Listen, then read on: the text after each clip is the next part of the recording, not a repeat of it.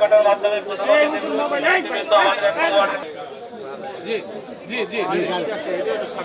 এবং এরপরে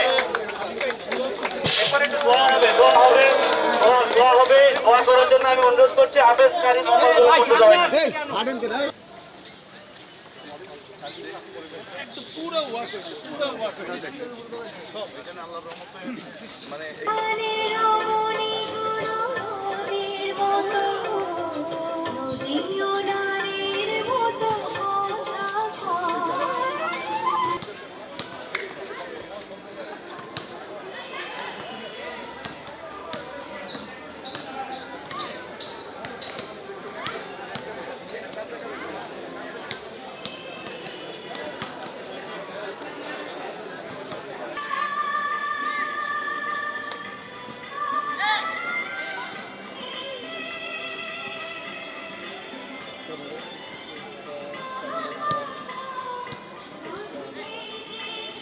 সেই গাছগুলোকে যদি আপনারা যদি দায়িত্ব নিয়ে যদি পরিচর্যা করেন তাহলে কিন্তু গাছগুলো বেঁচে যায়।